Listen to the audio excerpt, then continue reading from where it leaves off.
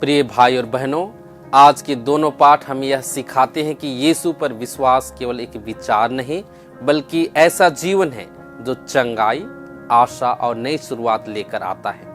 पहले पाठ में संत यूहन्ना का पहला पत्र हमसे पूछता है कि संसार पर विजय पाने वाला कौन है, और उत्तर बहुत स्पष्ट है, वह जो यह विश्वास करता है कि यीशु ईश्वर का पुत्र है। यह विजय बाहरी सफलता या शक्ति की नहीं है बल्कि पाप, निराशा और मृत्यु पर विजय है। संत यूहन्ना आगे कहते हैं कि ईश्वर ने हमें अनंत जीवन दिया है और यह जीवन उनके पुत्र में है। इसका अर्थ है कि अनंत जीवन कोई भविष्य का इनाम भर नहीं बल्कि अभी से शुरू होने वाला संबंध है, यीशु के साथ जीवित संबंध। जब हम यीशु में रहते हैं तो जीवन का अर्थ बदल जाता है और हमारी कठिनाइयों के बीच भी आशा बनी रहती है। आज का सुसमाचार संत लूकस के अनुसार इस विश्वास को एक बहुत ही मानवीय और मार्मिक घटना के माध्यम से दिखाता है। एक कोढ़ी व्यक्ति यीशु के पास आता है। कोढ़ उस समय केवल बीमारी नहीं थी, वह व्यक्ति को समाज से अलग कर देती थी। कोढ़ी को अशुद्ध माना जाता था और वह न मंदिर में जा सकता था न लोगों के बीच रह सकता था। वह शारीरिक ही नहीं, सामाजिक और आत्मिक रूप से भी टूट चुका था। वह व्यक्ति यीशु के सामने गिरकर कहता है, प्रभु आप चाहें तो मुझे शुद्ध कर सकते।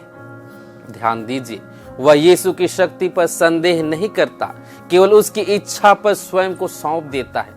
यह सच्चे विश्वास की पहचान है, अपने जीवन को पूरी तरह प्रभु के हाथों में देना। यीशु का उत्तर बहुत अद्भुत है। वे केवल शब्दों से नहीं बल्कि स्पर्श से चंगा करते हैं। सुसमाचार कहता है कि यीशु ने हाथ बढ़ाकर उसे छुआ।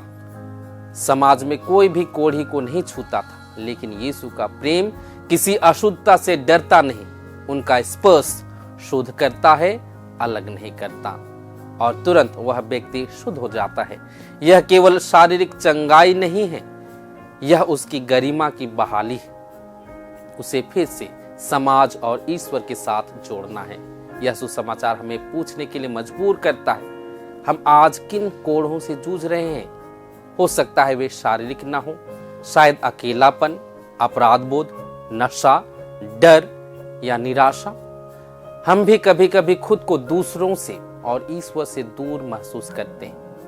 पहला पाठ हमें आश्वस्त करता है कि जो यीशु पर विश्वास करता है उसके पास जीवन है, और सुसमाचार हमें दिखाता है कि यीशु आज भी पास आते हैं, छूते हैं और चंगा करते हैं। आइए हम उस कोढ़ी व्यक्ति की तरह सरल विश्वास के साथ प्रभु से कहें, प्रभु आप चाहें तो मुझे शुद्ध कर सकते, और भरोसा रखें कि उनका उत्तर आज भी वही है, मैं चाहता हूं शुद्ध हो जाओ।